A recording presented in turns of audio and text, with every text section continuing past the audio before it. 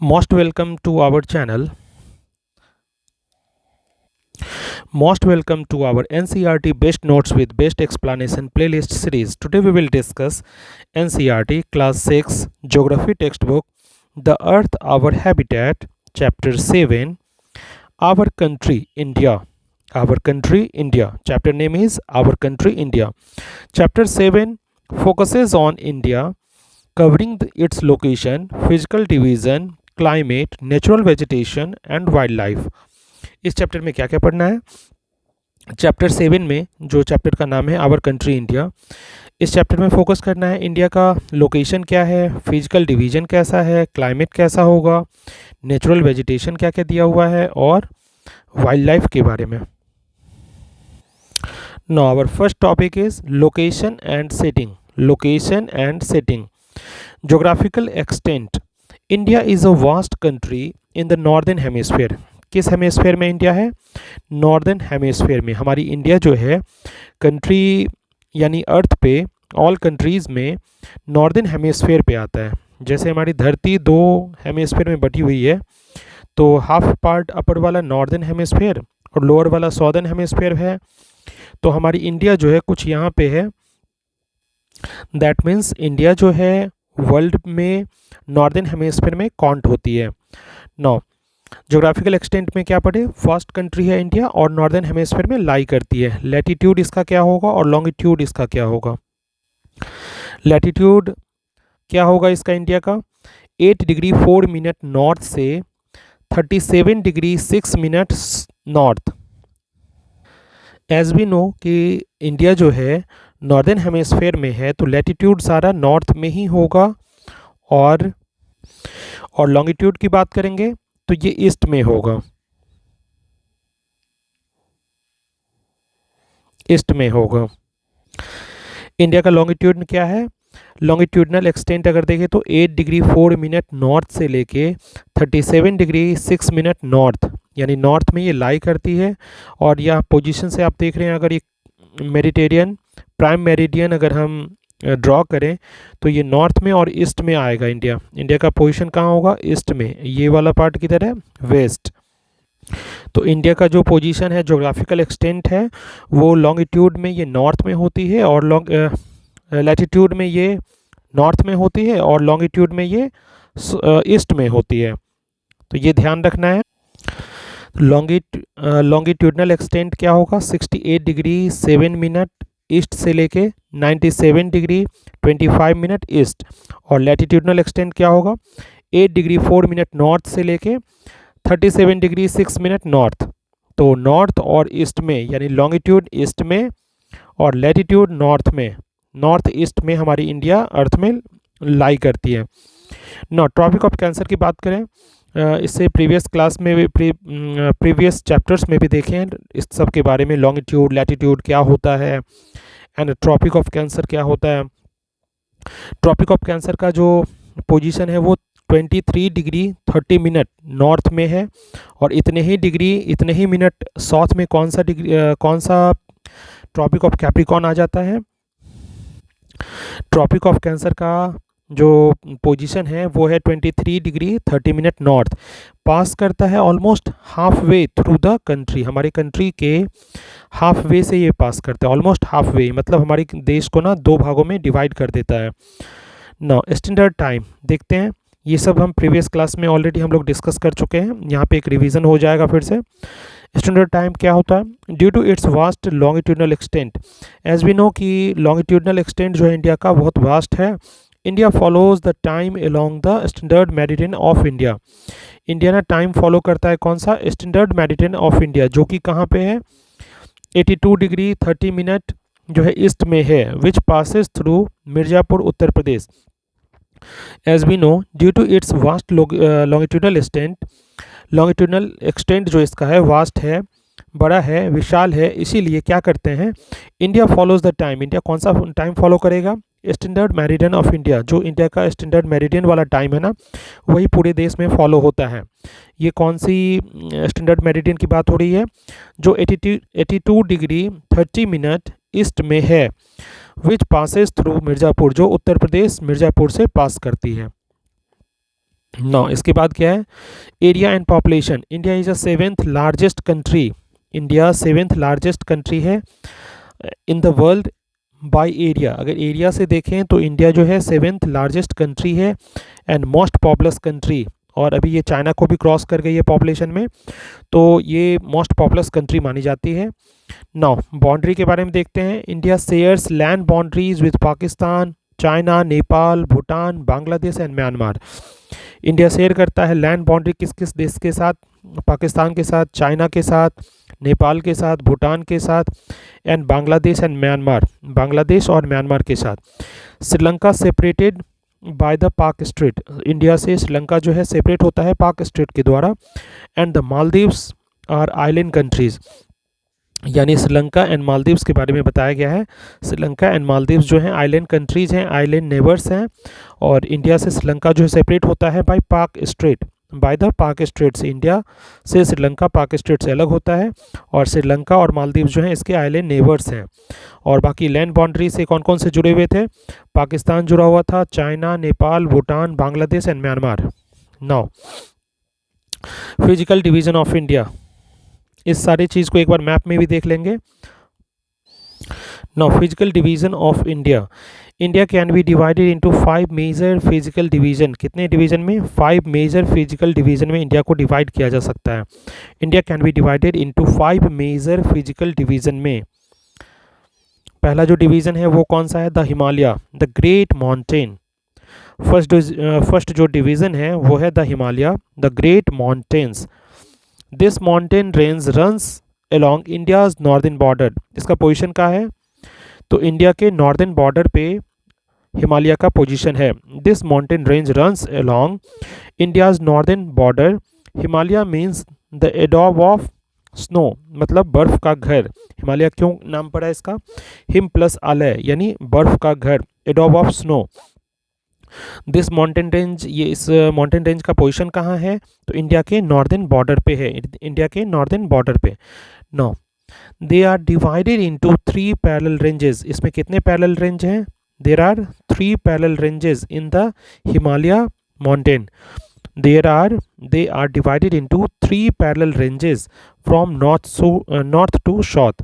North से south जाने पे, यानी आपको अगर नॉर्थ से साउथ जाएंगे तो इसमें हिमालय में आपको 3 पैरेलल रेंजेस मिलेगा, divided into 3 parallel ranges from north to south. North से साउथ जाने में आपको 3 पैरेलल रेंजेस मिलेगा।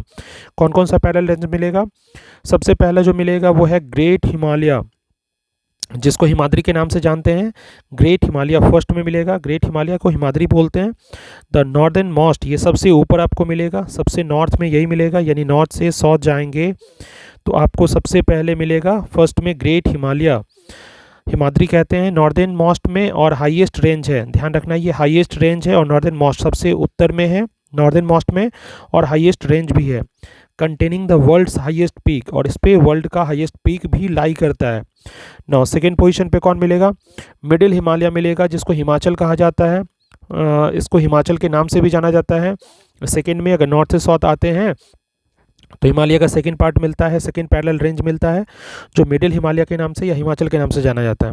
साउथ ऑफ द हिमाद्री, जो इसके साउथ में हिमाद्री है, सॉरी हिमाद्री के ये साउथ में है, south two of the Himadri, Himadri के साउथ में क्या है, हिमाचल है, यानी सबसे ऊपर ग्रेट हिमालय हिमाद्री था, उसके बाद हिमाचल है जिसको मिडिल हिमालय कहते हैं। और फेमस फॉर हिल स्टेशन, यहाँ हिल स्टेशन बहुत ज़्यादा है इसलिए इसके लिए फेमस है। तो मिडिल हिमालय को क्या कहते हैं, हिमाचल। साउथ जो हिमाद्री के है, हिमाद्री के साउथ में है, और फेमस क्या चीज़ के लिए है, तो हिल स्टेशन के लिए बहुत फेमस है। नाउ थर्ड पोजीशन पे कौन मिलेगा, यानी पूरे साउथ में आ जाएंगे तो हिमालय के साउथ में पैरेलल रेंज कौन सा मिलेगा, शिवालिक, शिवालिक कहते हैं इसको। और द सॉदर्न मोस्ट, ये सबसे साउथ में है, एंड लोएस्ट रेंज, सबसे कम रेंज हाइट से भी है और सबसे साउथ में भी है, मतलब सबसे नॉर्थ में आपको हिमालय में मिलेगा ग्रेट हिमालय, जिसको हिमाद्री कहते हैं। यहाँ आपको हाईएस्ट पीक ज़्यादा देखने को मिलेगा, हाईएस्ट रेंज भी मिलेगा, और नॉर्दर्न मोस्ट में सबसे ऊपर ये है। मिडिल हिमालय सेकेंड नंबर पे मिलेगा। जब आप नॉर्थ से साउथ जाएंगे तो हिमाचल इसको कहते हैं, और ये हिमाद्री के साउथ में है और हिल स्टेशन के लिए बहुत फेमस है। नौ थर्ड पोजीशन पे कौन मिलेगा, तो शिवालिक मिलेगा, और सॉदर्न मोस्ट, ये सबसे साउथ में है और लोएस्ट रेंज है। ध्यान रखेंगे इसको। नाउ द नॉर्दर्न प्लेन, जो सेकेंड फिजिकल डिवीज़न है वो नॉर्दर्न प्लेन्स का है। सेकेंड फिजिकल डिवीज़न जो है नॉर्दर्न प्लेन्स का, lie to the south of the Himalaya, Himalaya के साउथ में लाई करता है क्या, नॉर्दर्न प्लेन। नॉर्दर्न प्लेन का पोजीशन कहाँ है, तो हिमालय के साउथ में ये लाई करता है। Now they are generally flat and level, चूँकि ये प्लेन है, नाम ही प्लेन है, तो ये फ्लैट होगा और लेवल होगा। They are generally flat and level, formed by alluvial deposit, क्या चीज़ से बना है, एलुवियल डिपॉजिट से बना है। ऑफ द रिवर, रिवर जो एलुवियल डिपॉजिट लाती है उसी से ये इसका फॉर्मेशन हुआ है। Like the Indus, Ganga and Brahmaputra and their tributaries, मतलब कौन कौन सी फेमस रिवर है जो एलुवियल डिपॉजिट लाती है जिससे ये प्लेन बनता है, तो इंडस है, गंगा है और ब्रह्मपुत्र है, और इसकी ट्रिब्यूटरीज जो लाती है एलुवियल डिपॉजिट, इससे ये फ्लैट और लेवल लैंड बना है जिसको नॉर्दर्न प्लेन बोलते हैं, जो हिमालय के साउथ में है। Now they are highly fertile, ये बहुत ज़्यादा फर्टाइल होती हैं, leading to the high population density, और इसीलिए यहाँ पे पॉपुलेशन डेंसिटी बहुत ज़्यादा पाया जाता है। दे आर हाईली फर्टाइल, ये बहुत ज़्यादा फर्टाइल होती हैं, बिकॉज एज वी नो कि एलुवियल डिपॉजिट से बना है, और इंडस, गंगा, ब्रह्मपुत्र और इनकी ट्रिब्यूटरी, इनकी सहायक नदी जितनी सारी हैं वो एलुवियल डिपॉजिट यहाँ जाके जमा कर देती हैं, तो इसीलिए हाईली फर्टाइल है। और इससे क्या होगा कि यहाँ पे पॉपुलेशन आपको बहुत ज़्यादा देखने को मिलेगा, हाई पॉपुलेशन डेंसिटी भी मिलेगा। नौ थर्ड फिजिकल डिवीजन जिसके बारे में हम लोग पढ़ेंगे, the great Indian desert. The great Indian desert, इस चैप्टर में जो भी टॉपिक्स है इसको हम लोग हायर क्लासेस में भी बहुत डिटेल से पढ़ेंगे। अभी शॉर्ट समराइज में दिया हुआ है इस आपके क्लास 6 में, तो बहुत समरी करके ही पढ़ रहे हैं, और आगे हम लोग हायर क्लासेस में 8, 9, 10, 11, 12 सब में बहुत डिटेल से इसको जानेंगे। तो अभी बस समरी करके देखते हैं। The great Indian desert, third जो फिजिकल डिवीजन है वो है great Indian desert. The a dry, hot and sandy stretch of land, a dry, hot and sandy stretch of land, ये किस टाइप का लैंड का पार्ट होता है, तो ड्राई होता है, हॉट होता है, और सैंडी स्ट्रेच, बालू ही बालू चारों तरफ दिखता है, एंड लैंड का वो पार्ट है जिसमें ड्राई होगा, हॉट होगा और सैंडी स्ट्रेच होगा। In the western part of India, mostly Rajasthan, ज़्यादातर राजस्थान में आता है, जो वेस्टर्न पार्ट इंडिया के है, इंडिया के वेस्टर्न पार्ट में जो राजस्थान है वहीं ये पाया जाता है। तो द ग्रेट इंडियन डेजर्ट के बारे में भी हम लोग पढ़ रहे हैं, किस टाइप का यहाँ भूमि होगा, किस टाइप का लैंड होगा, तो ड्राई होगा, हॉट होगा और सैंडी स्ट्रेच होगा लैंड का, जो वेस्टर्न पार्ट ऑफ इंडिया में है और राजस्थान में लाई करता है। Now it has very little vegetation, vegetation बहुत लो होगा, बिकॉज यहाँ की जो मिट्टी है वो ड्राई, हॉट और सैंडी होती है, तो इसलिए यहाँ पे वेजिटेशन बहुत लो होता है। नाउ फोर्थ डिवीजन जो पढ़ना है, the peninsular plateau, the peninsular plateau. Now the peninsular plateau और ट्रायंगुलर शेप्ड टेबल लैंड होता है, कैसा शेप है इसका, ट्रायंगुलर शेप्ड टेबल लैंड है, lying to the south of the northern plain. सबसे पहले हम लोग माउंटेन देखे थे, उसके बाद प्लेन्स देखे थे, उसके बाद प्लेट्यू आएगा, पीटी प्लेट्यू। तो सबसे ऊपर जो इंडिया में नॉर्थ में है वो माउंटेन का पार्ट है, फिर प्लेन का पार्ट है, फिर प्लेट्यू पे आगे। तो ट्रायंगुलर शेप्ड, ऐसा इसका शेप कैसा होगा, तो ट्रायंगुलर शेप का होता है, टेबल लैंड है। टेबल लैंड क्यों कहते हैं, ये ऊंचा होता है भूमि, lying to the south of the northern plain, northern plain के साउथ में होता है, यानी प्लेन के साउथ में होता है, नॉर्दर्न प्लेन के साउथ में। Now it is characterised by hilly terrain, it is characterized by hilly terrain, many hill ranges like the Aravali's, Vindhyas and Satpuras and valleys। इसमें क्या क्या मिलेगा आपको, हिली टेरेन मिलेगा, हिल रेंजेस मिलेगा, जैसे अरावली, विंध्यास एंड सतपुराज, ये सब पहाड़ियाँ मिलेगी, और वैलीज मिलेगा, घाटी मिलेगा। यानी अभी हम लोग क्या पढ़ रहे हैं, the peninsular plateau. Peninsular plateau कैसा मिलेगा, ट्रायंगुलर शेप्ड का मिलेगा, टेबल लैंड है ये, ट्रायंगुलर शेप्ड का है, और लाई कहाँ करता है, तो south of the northern plain, northern plain के साउथ में लाई करता है। और कैरेक्टराइज्ड बाय, इसमें क्या क्या देखने को मिलेगा, तो हिली टेरेन मिलेगा, मेनी हिल रेंजेस मिलेगा, और अरावली, विंध्या, सतपुरा टाइप के रेंज मिलेंगे यहाँ पे, और वैलीज यानी घाटीज देखने को मिलेगा। नौ क्या है इसके बाद, the plateau region is rich in mineral. Plateau जो होता है मिनरल में बहुत रिच होता है। प्लेट्यू रीजन क्या है, मिनरल में बहुत रिच होता है। जैसे कोल और आयरन ओर आपको यहाँ ज़्यादा देखने को मिलेंगे। प्लेट्यू रीजन में मिनरल्स बहुत ज़्यादा होता है, जैसे कि कोल भी आपको ज़्यादा मिलेगा और आयरन भी ज़्यादा मिलेगा। द वेस्टर्न घाट सह्याद्री जिसको कहा जाता है, वेस्टर्न घाट को क्या कहते हैं, सह्याद्री। कंटिन्यूस माउंटेन रेंज उधर मिलता है आपको, bordering the plateau in the west, यानी प्लेट्यू को बॉर्डर कौन कर रहा है वेस्ट से, तो वेस्टर्न घाट कर रहा है। कंटिन्यूस माउंटेन रेंज मिलेगा आपको। वेस्टर्न घाट जो है जिसे सह्याद्री कहते हैं, वो माउंटेन रेंज कंटिन्यूस वाला है, मतलब एक कंटिन्यूस माउंटेन रेंज आपको मिलता है जिसको वेस्टर्न घाट कहते हैं, सह्याद्री कहते हैं, जो प्लेट्यू को क्या करता है, वेस्ट से बॉर्डर करता है। यानी वेस्ट से बॉर्डर करता है कौन, प्लेट्यू को, तो वेस्टर्न घाट यानी सह्याद्री। ईस्टर्न घाट क्या है, तो ब्रोकन एंड अनइवन हिल है। एक्सट्रीमली इंपॉर्टेंट, ये ध्यान रखना है कि वेस्टर्न घाट कंटिन्यूस है, वेस्टर्न घाट क्या है, कंटिन्यूस है, और हमारा ईस्टर्न घाट जो है ब्रोकन है और अनइवन हिल है। अनइवन मतलब हर जगह सेम नहीं है, ब्रोकन है मतलब टूटा हुआ है, बीच बीच में बहुत ज़्यादा टूटा हुआ है। Bordering the plateau in the east, यानी इस प्लेट्यू को वेस्ट से, इस प्लेट्यू को वेस्ट से कौन घेर रखा है, तो अभी जो हम लोग पढ़ रहे हैं किसके बारे में, पेनिनसुलर प्लेट्यू के बारे में। पेनिनसुलर प्लेट्यू को वेस्ट से, जो पेनिनसुलर प्लेट्यू है इसको वेस्ट से कौन घेरा है, वेस्टर्न घाट, और ईस्ट से कौन घेर रखा है, ईस्ट से ईस्टर्न घाट, ईस्ट से ईस्टर्न घाट। तो ध्यान रखना है कि वेस्टर्न घाट जो सह्याद्री वाला पार्ट है वो कंटिन्यूस माउंटेन रेंज है और ये वेस्ट है, प्लेट्यू के वेस्ट में है। और ईस्टर्न घाट जो है ब्रोकन एंड अनइवन हिल है, जो बॉर्डर करता है प्लेट्यू को ईस्ट से, कहाँ से, ईस्ट से प्लेट्यू को बॉर्डर करता है। नौ जो नेक्स्ट टॉपिक हम लोग का है, नेक्स्ट जो फिजिकल डिवीजन है कोस्टल प्लेन्स एंड आइलैंड का है। देखते हैं कोस्टल प्लेन और आइलैंड क्या होते हैं। Coastal plains narrow stretch of plain land found on either side of the peninsular plateau, या वेस्टर्न में मिलेगा आपको, वेस्टर्न में भी मिलता है और ईस्टर्न कोस्ट पे भी मिलता है। कोस्टल प्लेन क्या है, नैरो स्ट्रेच आपको मिलेगा प्लेन लैंड का, कहाँ पे मिलता है, either side of the peninsular plateau, मतलब दोनों साइड में मिलता है पेनिनसुलर प्लेट्यू के, कहाँ पे, वेस्टर्न में भी और ईस्टर्न में भी। तो कोस्टल प्लेन क्या है, narrow stretch of the plain land का है, जो आपको कहाँ मिलेगा, पेनिनसुलर प्लेट्यू के वेस्टर्न पार्ट में भी और ईस्टर्न पार्ट में भी। ना the western coastal plain are very narrow, ध्यान रखना है वेस्टर्न कोस्टल प्लेन जो है वो वेरी नैरो है, बहुत ज़्यादा नैरो होता है, और ईस्टर्न कोस्टल प्लेन जो है वो ब्रॉडर है, ब्रॉडर है। Major rivers like Mahanadi, Godavari, Krishna, Kaveri जो है ना, drain into bay of Bengal forming fertile delta, जो फॉर्म करता है कैसा, फर्टाइल डेल्टा। अभी जस्ट इससे पहले पढ़े कि वेस्टर्न घाट जो होता है ना, वेस्टर्न घाट जो सह्याद्री वाला है पार्ट, वो कंटिन्यूस माउंटेन रेंज होता है इसमें, और ईस्टर्न घाट जो था ब्रोकन और अनइवन हिल था। इसी कारण से क्या होगा कि वेस्टर्न कोस्टल प्लेन आपको बहुत नैरो मिलता है, यही रीज़न है कि वेस्टर्न कोस्टल प्लेन जो है बहुत नैरो मिलता है और ईस्टर्न कोस्टल प्लेन जो है वो ब्रॉडर मिलता है। ईस्टर्न कोस्टल प्लेन कैसा मिलेगा, ब्रॉडर मिलेगा।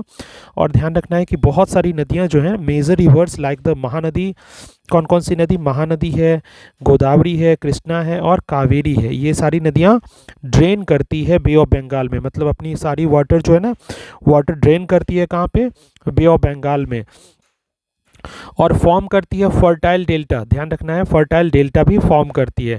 ना आते हैं हम लोग आइलैंड वाले पार्ट पे। आइलैंड में क्या दिया हुआ है, तो हमारी इंडिया में दो आइलैंड है, हमारी कंट्री में दो आइलैंड हैं, अंडमान एंड निकोबार आइलैंड, जो लाई करते हैं कहाँ पे, बे ऑफ बंगाल में। हमारी जो इंडिया है उसका ईस्ट वाला पार्ट, ईस्ट और साउथ में, यानी साउथ ईस्ट पार्ट, यहाँ पे जो है अंडमान एंड निकोबार द्वीप समूह जो आइलैंड वाला पार्ट है ना, वो इधर है, और लक्षद्वीप यहाँ कुछ है। तो अंडमान एंड निकोबार आइलैंड जो है लाई कहाँ करेगा, बे ऑफ बंगाल में, जो साउथ ईस्ट वाले पार्ट है हमारे इंडिया के साउथ ईस्ट वाले पार्ट में है। नौ लाई करता है बे ऑफ बंगाल में, ये वाला पार्ट जो है ना बे ऑफ बंगाल का पार्ट है, और ये अरेबियन सी वाला पार्ट है। तो अरेबियन सी वाले पार्ट में कौन लाई करेगा, Lakshadweep island. Lakshadweep island lie in the Arabian sea, ध्यान रखना है लक्षद्वीप आइलैंड कहाँ है, तो लक्षद्वीप आइलैंड जो है ये ये अरेबियन सी में लाई करता है। और अंडमान निकोबार कहाँ लाई करता है, तो बे ऑफ बंगाल में लाई करता है। ये वाला पार्ट है अंडमान निकोबार का जो बे ऑफ बंगाल में है, और ये लक्षद्वीप वाला पार्ट है जो हमारे अरेबियन सी में लाई करता है। नाउ नेक्स्ट टॉपिक क्या है, climate, vegetation and wild life. Climate, vegetation and wild life. First में हम लोग को पढ़ना है क्लाइमेट के बारे में। India's climate is broadly described as monsoon type. India का क्लाइमेट कैसा माना जाता है, ब्रॉडली डिस्क्राइब है मानसून टाइप में। इंडिया का क्लाइमेट ब्रॉडली कैसा माना जाता है, monsoon type, which is strongly influenced by monsoon wind. जिसको स्ट्रांगली इन्फ्लुएंस कौन करता है, मानसून का विंड करता है। इंडिया का क्लाइमेट ब्रॉडली क्या माना जाता है, मानसून वाला माना जाता है। India's climate is broadly described as monsoon type, मतलब यहाँ का क्लाइमेट जो है वो मानसून टाइप का है। और स्ट्रांगली इन्फ्लुएंस्ड क्या चीज़ से होता है, मानसून विंड से। सबसे ज़्यादा इस पर किसका प्रभाव पड़ता है, मानसून के विंड का प्रभाव पड़ता है।